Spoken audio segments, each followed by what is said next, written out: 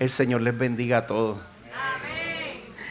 A todos los que llegan con un corazón agotado y quebrantado, Crosspoint Español abre sus puertas de par en par.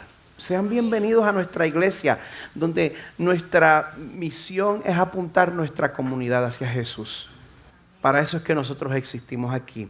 Hoy continuamos con nuestra serie Pacto, Promesa y Pueblo, la fidelidad de Dios en la vida de Abraham.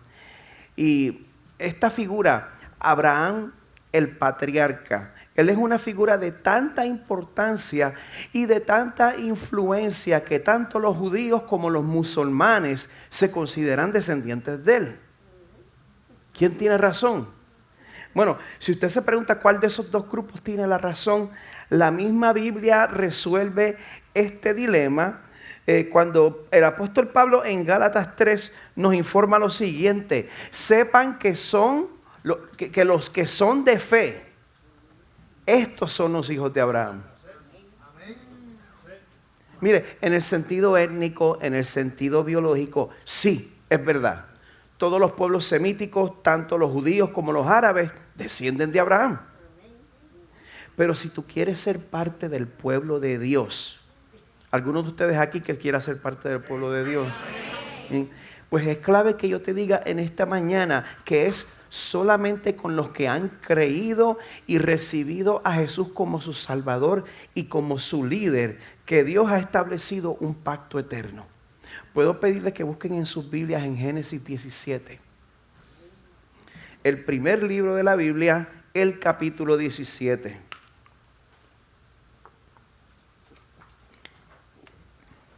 Equipo audiovisual, muchas gracias por el trabajo que ustedes hacen. Y yo sé que yo les hago la vida de cuadritos con lo diva que me pongo. Pero gracias y gracias por la paciencia que tienen conmigo. Mire, en esta serie hemos visto hasta ahora cómo Dios llama a Abraham a salir de su tierra natal de Ur de los Caldeos, que se encuentran en la antigua región de Mesopotamia, hoy en día Irak. Pues mire, cuando Dios llama a Abraham, Dios establece unas promesas que iban a terminar marcando toda la historia de la Biblia. Dios le promete a Abraham que una vez él se alejara de su tierra natal y de su familia, entonces él le iba a dar una tierra y le iba a dar una descendencia que iba a ser de bendición para todas las naciones. Pero eso también significaba que Abraham iba a tener que responder con fe. Él iba a tener que responder cumpliendo el llamado de Dios, aun cuando pareciera que las circunstancias no lo iban a ayudar. Y mire, cuando las cosas no parece que cooperan, uno se desanima. Pues mire, esta serie nos ha enseñado también que nosotros tenemos que dejar de poner a los personajes bíblicos en un pedestal. Porque de la misma manera que yo me desanimo, que usted se desanima, de la misma manera en que nosotros lo haríamos, pues a veces Abraham experimenta momentos de fe, pero también a veces reacciona con temor y tomando malas decisiones, como por ejemplo el domingo pasado, no sé si se acuerdan, cuando Abraham tuvo un hijo con su esclava Agar tratando de ayudar a Dios. Pues mire, a pesar de todo esto, a pesar de las malas decisiones de Abraham, Dios reafirma sus promesas. En ningún momento vemos que Dios se aparece a Abraham y le dice: ahora sí, que metiste la pata hasta home y no voy a renovar mi pacto contigo. En ningún momento dice Dios eso. Dios reafirma sus promesas y demuestra que, mire, el plan de Dios nunca está bajo amenaza. Dios no está nervioso. El plan de Dios nunca está bajo amenaza, ni por las circunstancias, ni por mi propio pecado, ni tampoco el suyo. Bueno, el pasaje de hoy es bastante extendido. Es de 27 versos, así que yo voy a tener misericordia de ustedes en este domingo y lo vamos a leer a la par con la prédica. Amén. Eso sí, voy a pedirles que se unan a mí en oración para que el Señor nos ayude en esta mañana. Y ¿cómo es? De la manera en que yo me siento, no indica nada. Uno es un ser humano con emociones y cualquier cosa que sea diferente, de momento te hace sentir fuera de lugar. Y yo quiero pedirle,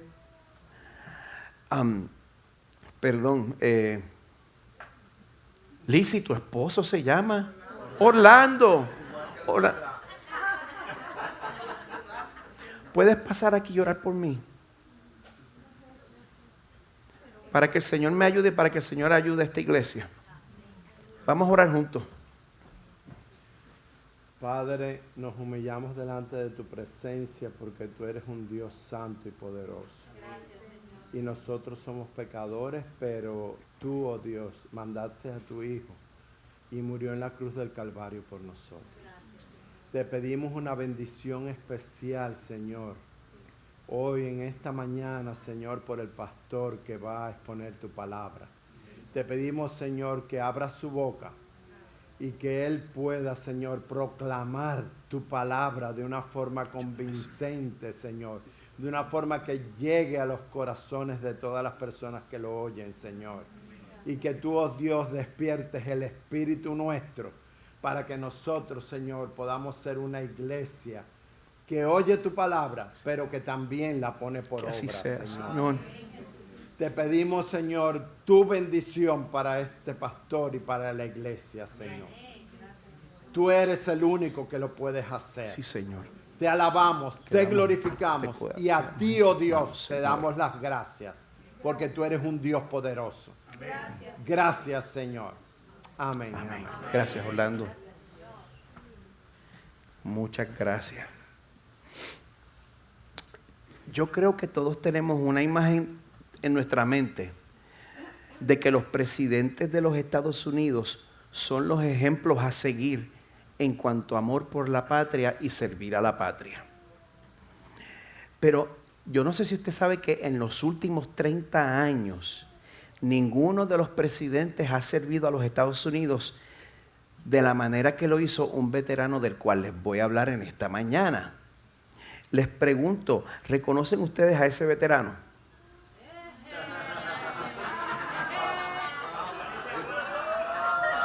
Ese es Papa.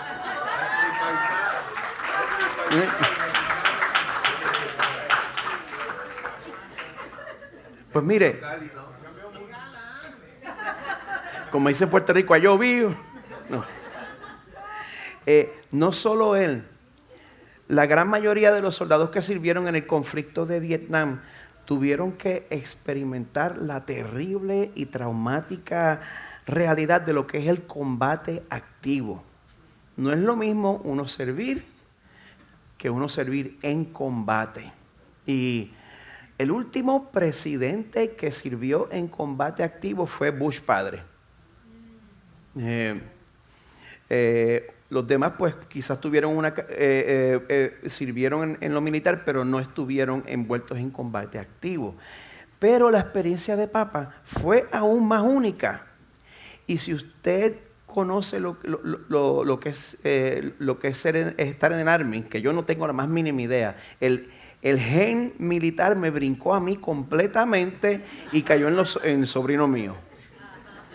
No hay persona menos calificada para un segundo en las Fuerzas Armadas. El Señor tuvo misericordia de mí.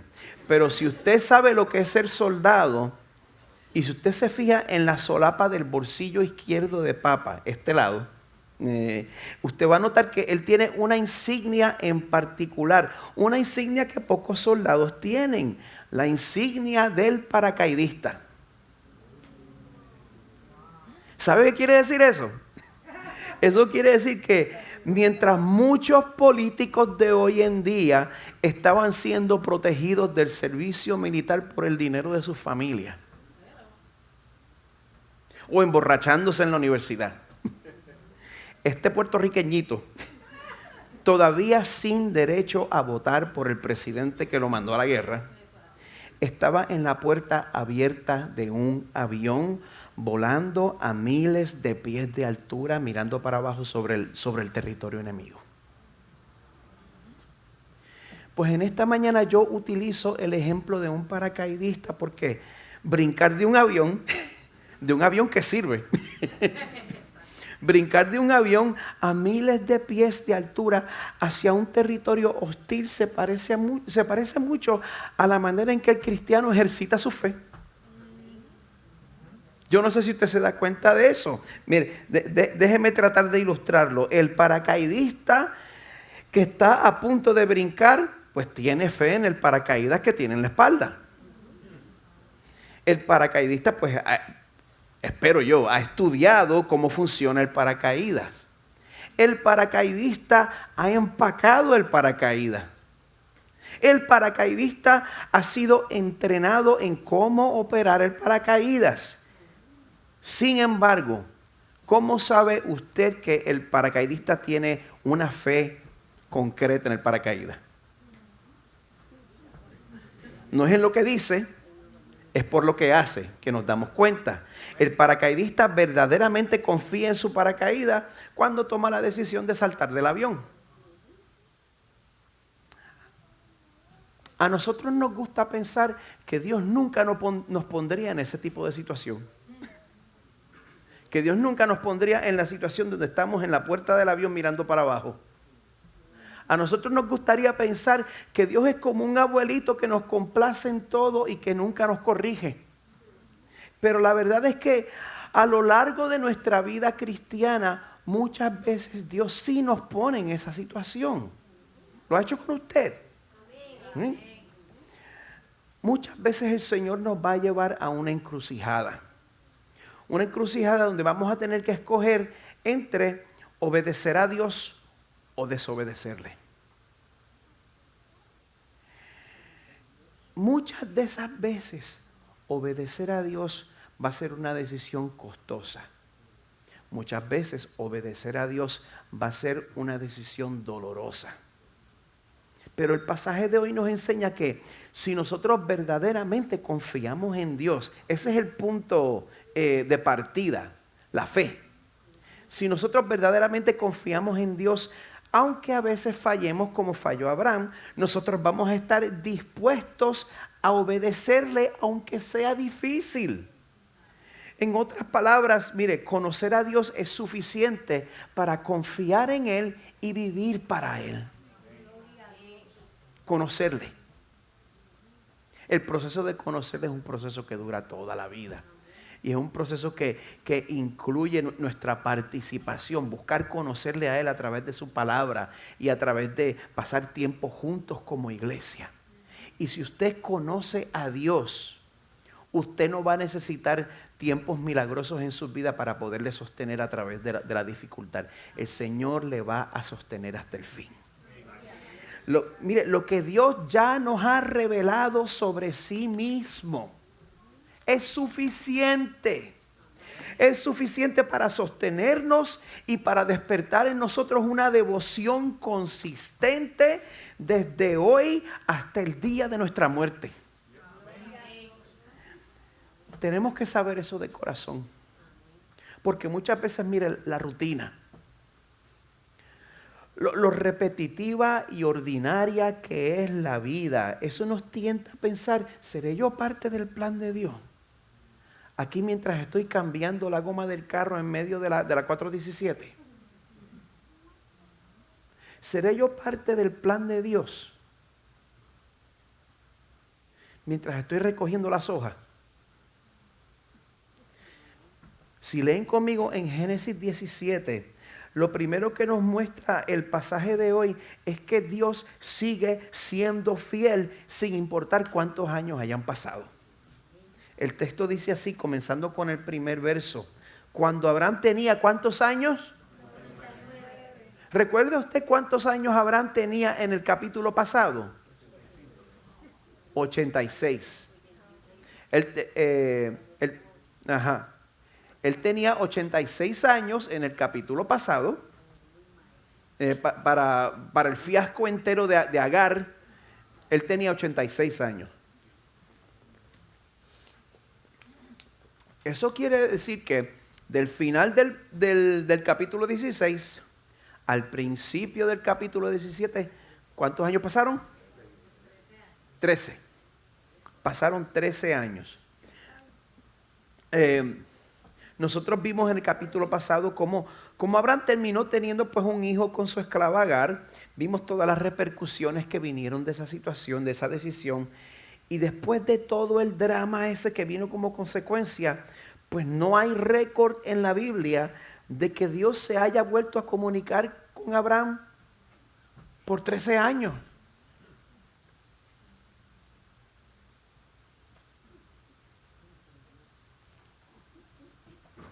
Quiero dejarlo así calladito para que se sienta incómodo. Mire, yo creo que es necesario que nosotros nos demos cuenta de ese detalle, porque nosotros esperamos que Dios trate con nosotros de manera instantánea. Nos gusta eso. Pero Dios no es un Dios de horno de microondas. Dios es un Dios que cocina a fuego lento.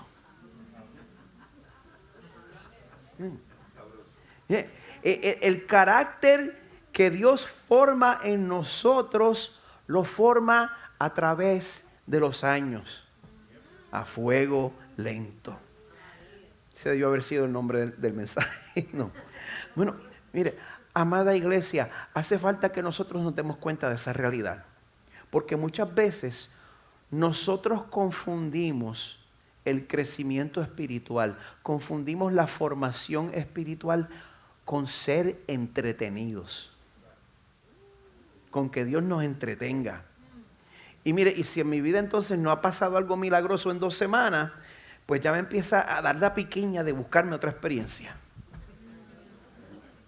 Esto aquí está frío, el Señor no se mueve aquí.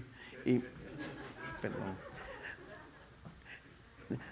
Nos aburrimos con la misma predicación y con el mismo estudio bíblico y con la misma comunidad, lo que ofrece nuestra iglesia local, y nos ponemos a buscar nuestro milagrito. O los teológicos nos podemos buscar un nuevo predicador más teológico por Facebook. Pero Dios no nos forma a través de la novedad. Dese cuenta de eso. Dios no nos forma a través de la novedad. Dios nos forma a través del día a día. Dios nos forma a través de la rutina de nuestra vida. Dios nos forma a través del tráfico de la I-4. Dios nos forma a través de nosotros levantarnos temprano otra vez a llevar a nuestros hijos a la escuela de lunes a viernes. Dios le está formando ahí. Dios nos forma, mire, a través de nosotros participar en los medios ordinarios de gracia que recibimos en nuestra iglesia local. La misma predicación, el mismo estudio bíblico, el mismo grupo de oración, la misma banda. Fidelidad a través de los años, lo que llamaba quien en vida fuera el pastor Eugene Peterson, una obediencia larga en la misma dirección.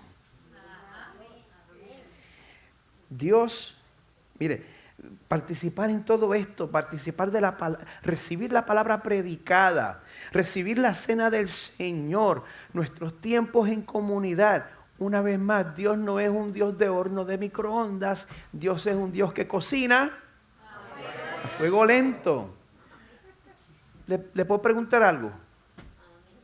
¿Puede usted aceptar que Dios opere de esa manera en su vida? No me responda, pregúnteselo. Porque si Abraham no pudo esperar y falló, ¿qué esperanza hay para mí?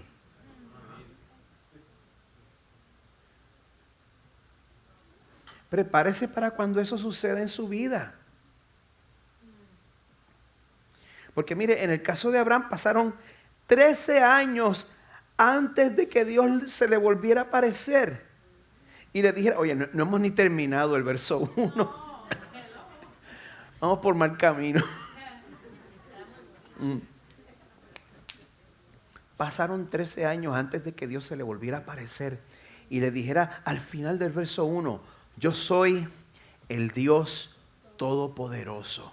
En el original hebreo, Ani el Shaddai. En este tiempo de los patriarcas, Dios se le revelaba a los patriarcas con ese nombre en particular, el Shaddai. Y mire, un Dios todopoderoso era justo lo que Abraham necesitaba si las promesas de Dios se iban a cumplir. ¿Cuáles eran las promesas de Dios para Abraham? Tierra y descendencia. No es lo mismo prometerle eso a un hombre de 30 años que a un hombre de 99. Y aun cuando usted considera la expectativa de vida más larga para entonces, ya 99 era edad avanzada. Mire, este Dios todopoderoso, Él es el que inició su pacto con Abraham desde un principio y entonces también vuelve a su vida una y otra vez para confirmar ese pacto. Pero en esta ocasión, Dios todopoderoso, el Shaddai, le hace un llamado a Abraham. Le dice al final del verso 1, anda delante de mí y sé perfecto.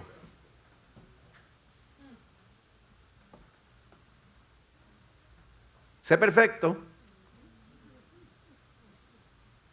¿Cree usted que ese es el mismo llamado que Dios hace a todos los que son parte de su pueblo? Absolutamente. Absolutamente. Por eso, mira, pues ¿qué sucede? Si Dios le dice a Abraham, sé perfecto, y Dios le dice a Miguelito Medina, sé perfecto, pues eso a mí me preocupa. Hay que definir lo que significa andar delante de Dios y ser perfecto. Esas dos cosas hay que definir. Nosotros salimos de aquí hoy a las 3. No me preocupe. Mire, andar delante de Dios y ser perfecto, ¿significa eso que nosotros vamos eventualmente a llegar a un punto en nuestra vida en el cual no vamos a pecar más? ¡No! Me asusta que dos de ustedes nada más lo dijeron. ¿Significa eso que en un punto de nuestra vida, si el Señor lo salva y lo va santificando, usted va a dejar de pecar? No. Gracias. No, yo me temo que no. Mira, la misma palabra de Dios afirma en 1 de Juan 1:10. Si decimos que no hemos pecado, hacemos a Dios mentiroso y su palabra no está en nosotros. Andar delante de Dios significa que nosotros reconocemos a Dios en todo lo que hacemos. Que no hay faceta de nuestra vida en la cual Él no esté completamente inmiscuido. Porque nosotros vivimos, ¿cuánto de nuestra vida vivimos nosotros delante de la presencia de Dios? Toda. Absolutamente toda. Así que si nosotros vamos a andar delante de Dios, pues mire, eso significa que usted va a tener que buscar un tipo de vida en particular. La vida de arrepentimiento. Va a ser necesario que nuestro estilo de vida sea reconocer nuestro pecado, confesarlo y arrepentirnos. Por eso, cuando la Biblia dice que Dios quiere que seamos perfectos, lo dice en el sentido de que Dios nos llama a vivir para Él en obediencia. Sí, la Biblia lo dice una y otra vez, pero también quiere que nosotros vivamos en la integridad. ¿Conoce la diferencia entre perfección e integridad? Ser perfecto significa que usted no comete ningún error. Ser íntegro significa que usted es la misma persona donde quiera que va. Que usted no tiene un personaje en la iglesia y otro personaje en la casa y otro personaje en el trabajo. Qué malo es cuando esos mundos se encuentran. Pero bueno, ese es otro tema. Pero si usted es la misma persona por todos lados y usted es íntegro, no tiene ese problema. El Señor nos llama a andar en integridad, a confesar nuestros pecados, a arrepentirnos de nuestros pecados, porque mire, su perfección delante del Señor. ¿Sigue el Señor exigiendo perfección? Absolutamente, ser santos como yo soy santo. Pero ¿de dónde viene tu perfección? Es la pregunta. De lo que Jesús hizo por ti, de su vida perfecta en este mundo y de su muerte expiatoria en la cruz. Esa es la fuente de mi perfección delante del Señor. Gracias, Señor, por esa perfección representativa de Jesús. Y porque eso nos da el poder para andar delante de Él. Pero bueno, después del fiasco con Agar, Dios llama a Abraham a vivir con integridad, le promete del verso 2 en adelante. Llegamos al verso 2. Le promete, yo estableceré mi pacto contigo y te multiplicaré en gran manera. Entonces, Abraham se postró sobre su rostro, o sea, estaba verdaderamente viendo a Dios. Nos damos cuenta que este es verdaderamente el Señor. Abraham se postró sobre su rostro y Dios habló con él. En cuanto a mí, ahora mi pacto es contigo y serás padre de multitud de naciones. ¿Y sabe qué hace Dios en este momento? En este momento Dios procede a cambiar su nombre. Verso 5. No serás llamado más Abraham. Abraham significa padre exaltado. Sino que tu nombre será Abraham. Le añadió esa H y esa otra A. Y significa padre de multitudes. De gran padre, ahora vas a ser padre de multitudes. Porque yo te haré padre de multitud de naciones. Termina el verso 5. Bueno, pues de ahora en adelante ya le puedo decir Abraham. Dios se le aparece a Abraham. ¿Cuántos años tenía? 99. Reafirma su promesa para con él. Y esa promesa sigue siendo la misma.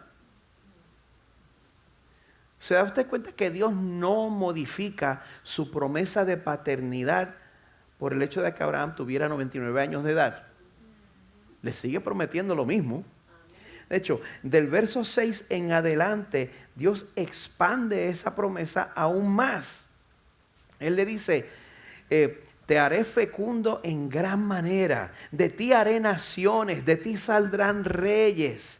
Estableceré mi pacto contigo y con tu descendencia después de ti por todas sus generaciones, por pacto eterno de ser Dios tuyo y de toda tu descendencia después de ti.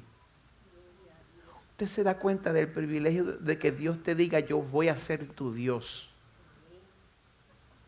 Yo voy a ser tu Dios. ¿Usted sabe lo que significa eso? Significa que en el peor momento de su vida usted tiene la mejor compañía posible. Y que no importa lo que le toque pasar, el Señor lo va a redimir y lo va a consolar completamente. Eso es lo que significa que Dios sea su Dios. Todos los domingos que predico, yo hago una oración aquí mientras hacen los anuncios y siempre repaso esa misma parte de Isaías que llena mi corazón de fe antes de predicar, donde Dios dice en Isaías, no temas porque yo estoy contigo. No te desalientes porque yo soy tu Dios. Siempre me dan ganas de llorar cada vez que yo pienso en eso. No te desalientes. Esta vida, el pastorado, las relaciones con la gente, tantas oportunidades de uno perder el ánimo y de desalentarse. Y Dios dice, no te desalientes, yo soy tu Dios. Amén. ¿Qué significa eso? Te fortaleceré, ciertamente te ayudaré, sí, te sostendré con la diestra de mi justicia. O sea que es como si la mano derecha de Dios fuera la mía. A ver si me acuerdo por dónde iba ahora.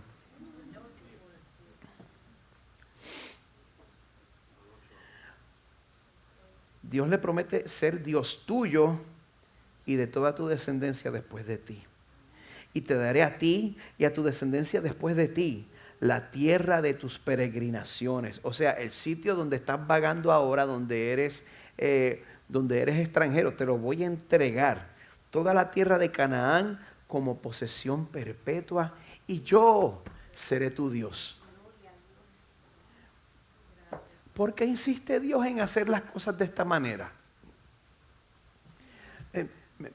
En específico me estoy preguntando, ¿por qué espera Dios hasta este punto en la vida de Abraham y le hace todas esas promesas que suenan hasta desenfrenadas?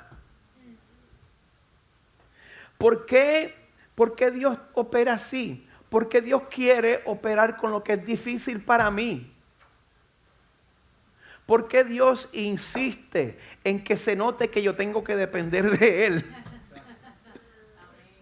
¿Por qué insiste Dios en cambiar esas áreas de nuestras vidas que a nosotros nos dan el mayor trabajo? ¿Por qué Dios no nos deja quietos? ¿Por qué no nos deja en paz? Amada iglesia, porque el cumplimiento de la promesa de Dios depende del poder de Dios y no de tu capacidad.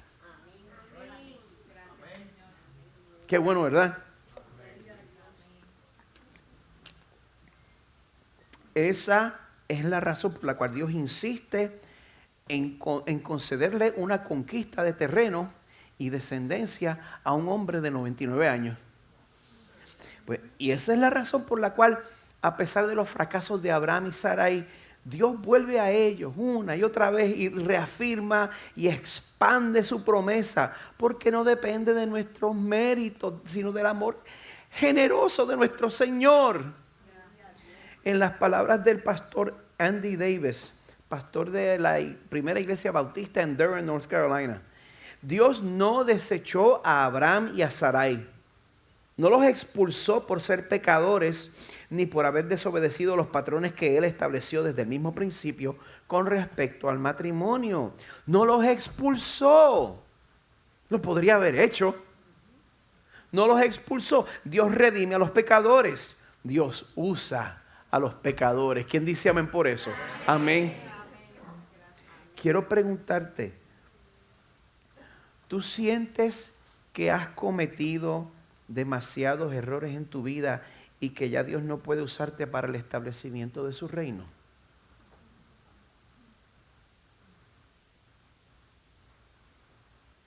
Si te sientes tentado o tentada a pensar de esa manera, pues yo te tengo buenas noticias en esta mañana. Dios redime a los pecadores. Dios usa a los pecadores y Él es fiel a su pacto eternamente. Eso sí, de la misma manera que Dios bendice públicamente, Él desea que nuestra relación con Él sea un asunto público.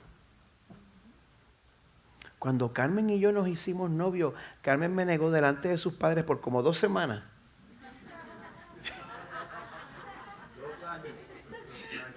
Y no es que yo lo resienta ni nada por el estilo,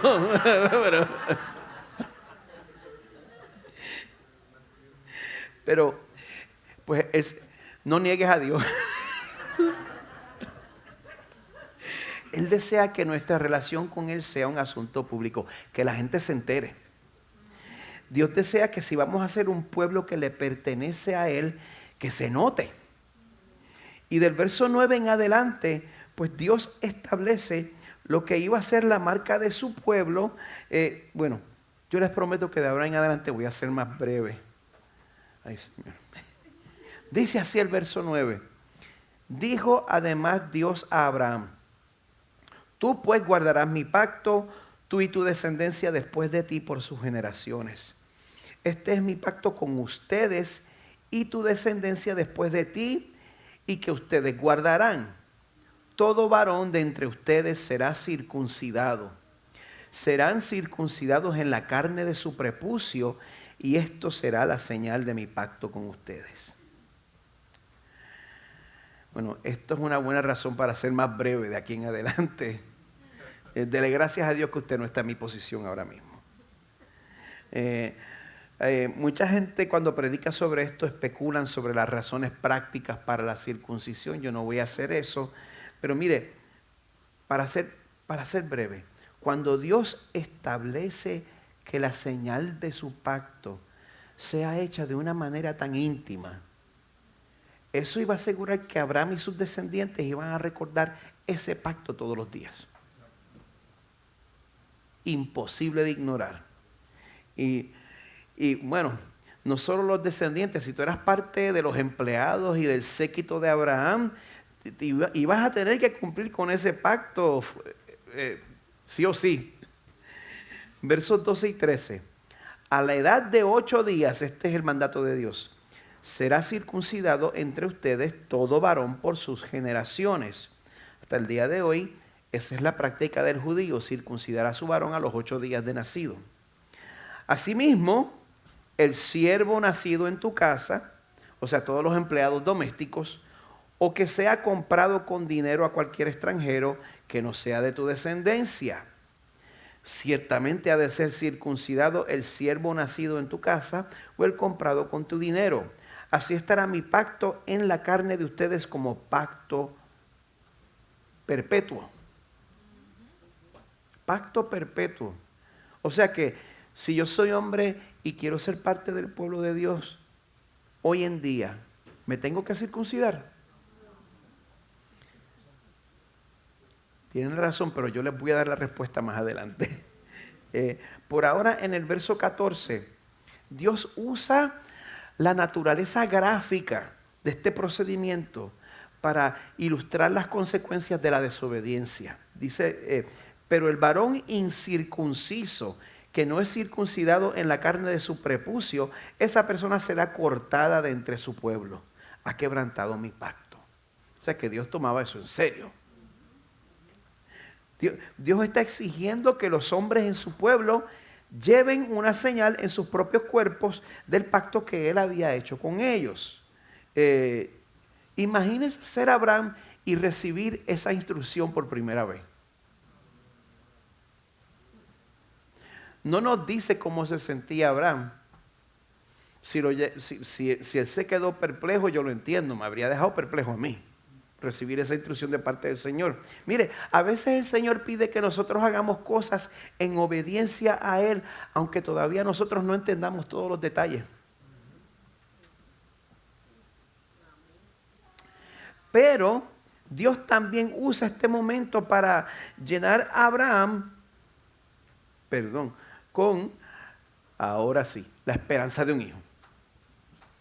Le da más detalles sobre su promesa. Le dice en el verso 15, entonces Dios dijo a Abraham, a Sarai tu mujer no la llamarás Sarai, sino que Sara será su nombre.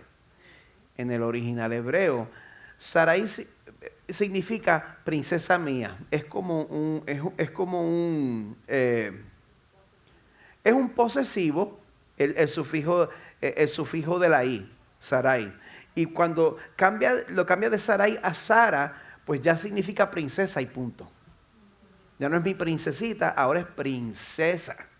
Ese cambio simboliza que ella ya no iba a ser princesa de una sola familia. De ahora en adelante, ella iba a ser princesa para pueblos y naciones a través de la promesa de Dios. Verso 16, Dios dice sobre Sara, la bendeciré y de cierto te daré un hijo por medio de ella. Si tú necesitas que sea más específico contigo, antes que se te vaya a ocurrir otra de esas ideas brillantes tuyas, es por medio de tu esposa Sara. La bendeciré y será madre de naciones. Reyes de pueblos vendrán de ella. ¿Cómo reacciona Abraham? Verso 17. Entonces Abraham se postró sobre su rostro y se rió. Y dijo en su corazón, a un hombre de 100 años le nacerá un hijo. Y Sara, que tiene 90 años, concebirá. Hace sentido que lo encuentre gracioso. Ahora, yo creo que hay una diferencia entre la risa de Abraham aquí y la risa de Sara después. Hablamos de eso después. Pero qué pregunta, a un hombre de 100 le van a hacer un hijo y a una mujer de 90, excelente pregunta, yo me la haría también. Pues en el verso 18, Abraham presenta el caso de Ismael, el caso de su hijo que tuvo con Agar. Dice, Abraham dijo a Dios, ojalá que Ismael viva delante de ti. Pero Dios respondió, no, sino que Sara, tu mujer, te dará un hijo y le pondrás el nombre de Isaac y estableceré mi pacto con él, pacto perpetuo para su descendencia después de él. En cuanto a Ismael, te he oído, yo lo bendeciré y lo haré fecundo y lo multiplicaré en gran manera. Él será el padre de 12 príncipes y haré de él una gran nación de la cual vendrán David y Alejandro.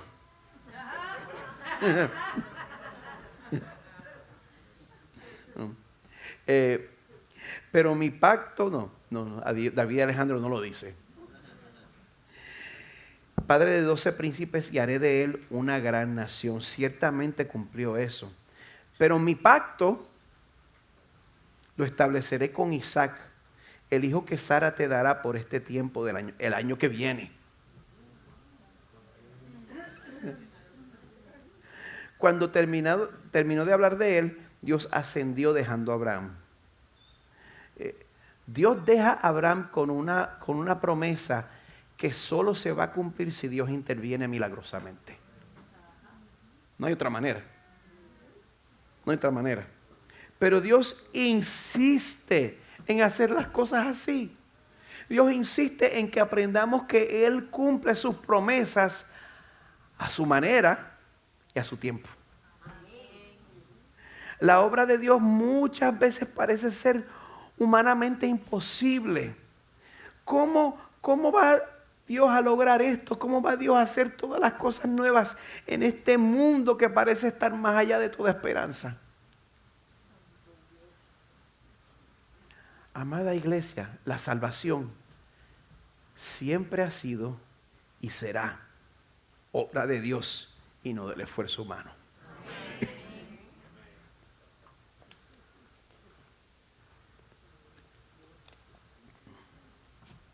Pues a juzgar por la respuesta de fe que él muestra, parece que Abraham tomó a Dios en serio. Verso 23. Entonces Abraham tomó a su hijo Ismael y a todos los siervos nacidos en su casa y a todos los que habían sido comprados con su dinero, a todo varón de entre las personas de la casa de Abraham, y aquel mismo día le circuncidó la carne de su prepucio tal como Dios le había dicho. ¿Usted se imagina ser Ismael, 13 años, jugando Nintendo y el padre dice, ven acá? ¿Usted se imagina? El intercom de la casa de Abraham anunció a todos mis empleados. Yo necesito que todos los hombres de mi familia y todos mis sirvientes y todos mis trabajadores y el escuadrón de seguridad que fue a la guerra conmigo la otra vez, que todos se reporten el lunes a las 9 a.m., que traigan gasa y neosporín, les tengo una sorpresita.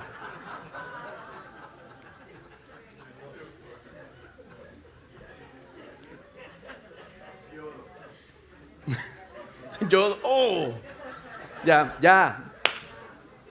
Mire, esto es culpa mía. Esto es culpa mía, perdónenme.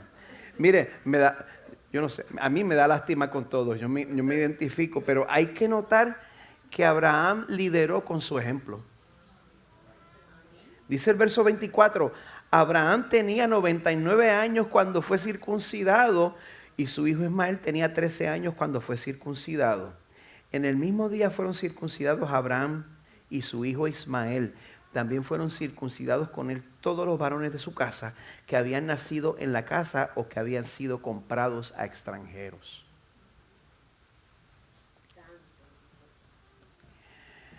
Vemos aquí que Dios establece la circuncisión como una señal externa del pacto que identificaba a su pueblo. Una señal externa. Era una marca física que distinguía a Israel como la comunidad del pacto y apuntaba a la promesa de Dios de que Él iba a formar un pueblo para sí mismo.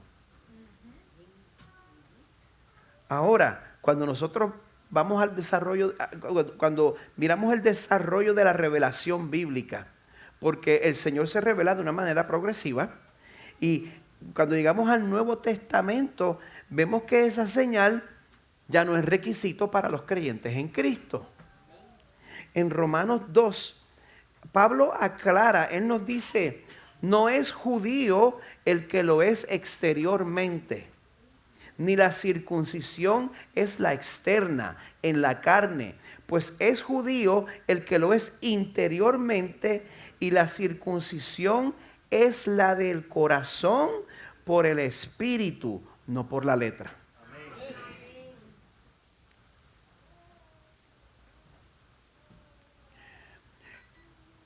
Eso a mí me impacta mucho porque yo me crié en un ambiente donde las marcas externas de uno ser de la iglesia eran algo bien importante. Me crié en la iglesia pentecostal, pero no en la iglesia neopentecostal, sino en lo que los puertorriqueños llamamos la iglesia pentecostal rajatabla.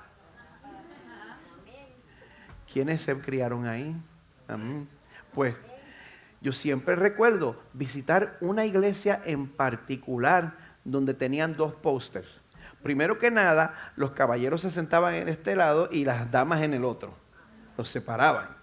Y entonces había un póster que tenía un dibujo de un hombre cristiano y un dibujo de una mujer cristiana. Pues entonces decía, el hombre cristiano no era lo que hacía, era lo que no debía hacer. Y era una lista de como, no sé, 7 u 8 cosas. No usa patillas, no usa barba. No, imagínense. Pero entonces cuando usted miraba el de las damas tenía como otro póster debajo porque eran como 38 cosas que no podía hacer.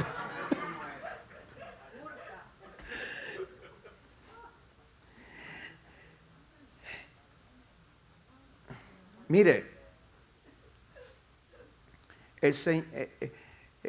cuando el Señor nos salva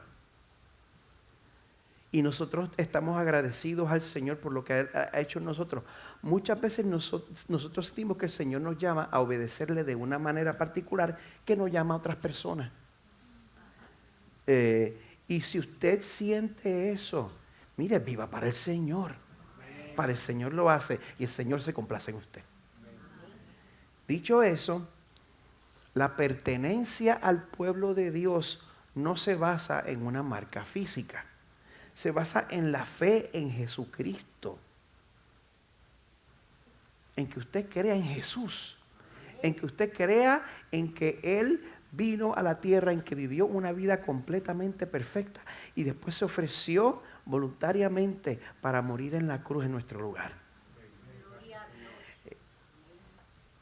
Y la persona que verdaderamente cree en eso, esa persona ya tiene lo que se llama la circuncisión del corazón.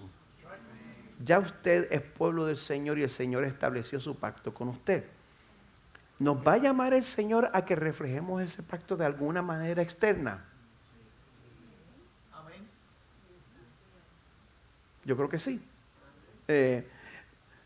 La respuesta no tiene que ser legalista. No le imponga su convicción particular secundaria a otra persona. Pero si usted quiere servir al Señor, sirva al Señor de esa manera. Pero sepa que quien obedeció toda la ley de Dios fue Jesús. En su lugar. Que su confianza venga de eso, no de lo bien que usted se portó. En su comentario de Génesis, Bruce Waltke escribe lo siguiente: la circuncisión en la carne no tenía valor espiritual a menos que fuera acompañada por un corazón circuncidado. A lo largo de la historia de la salvación, Dios dejó claro que solo el corazón circuncidado satisface las condiciones de una relación de pacto. Porque solo Dios puede lograr circuncidar el corazón. ¿Cuántas personas nosotros no hemos conocido que pueden tener un aspecto muy religioso, pero lo que hay en el corazón, Señor?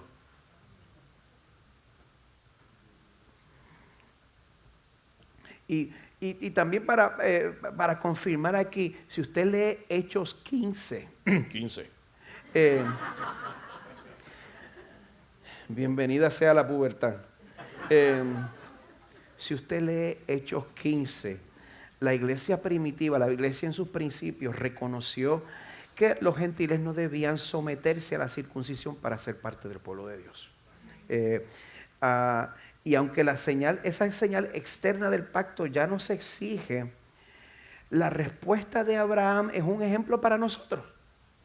La respuesta pronta y completa de Abraham. Obedecer a Dios instantáneamente. Obedecer a Dios completamente. ¿Usted hace eso todo el tiempo? No, pero yo quiero. Señor, cámbiame. Señor, que ponga en mí el deseo de que una vez yo sepa cuál es tu voluntad para mí, que yo me someta instantáneamente, completamente y con un corazón contento.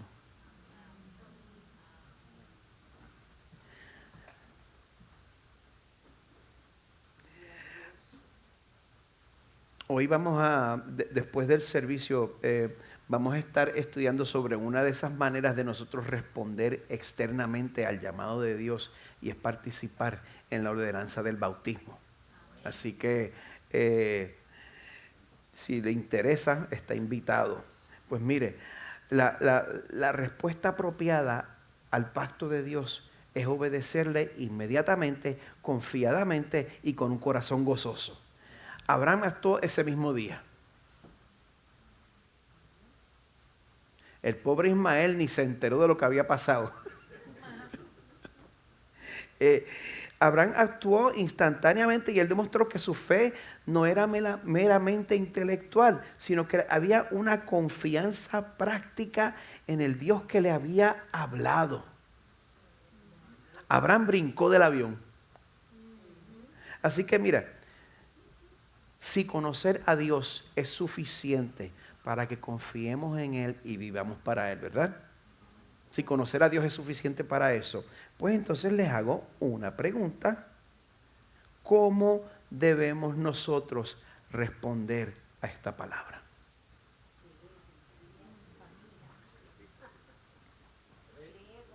Cree, confía, camina.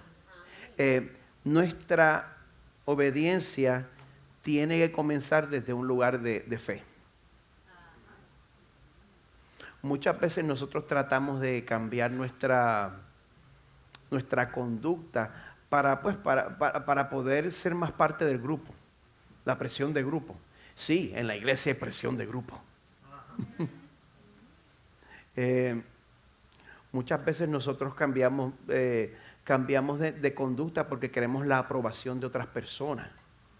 Sea lo que sea la razón, esa no puede ser la razón por la cual nosotros cambiamos, porque esa razón se va a agotar un día de esto. La convicción que dura es la que sale de la fe, la que sabe de saber que Dios es real y que Dios le ha llamado a usted y que Dios le va a sostener. Esa es la convicción que se queda conmigo hasta lo último. Y que aunque obedecer al Señor ya no esté de moda, yo le obedezco porque yo creo en lo que Él me dijo. Cree, confía.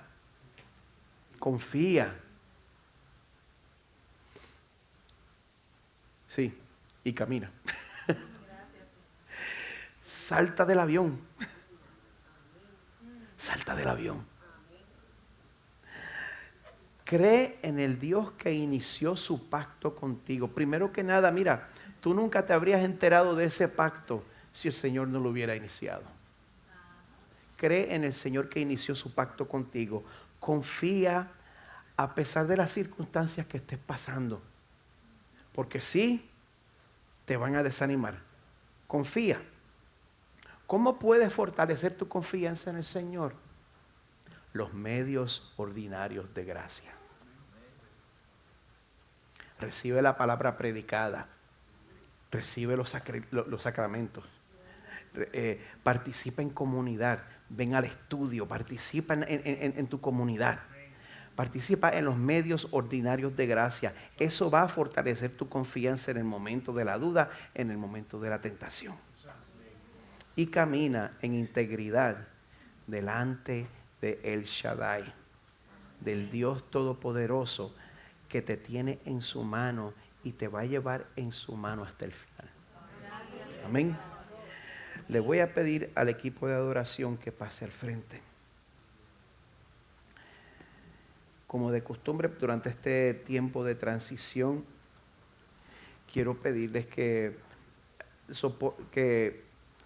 resistan la tentación a distraerse, ya que es necesario que preparemos nuestros corazones para participar en la cena del Señor.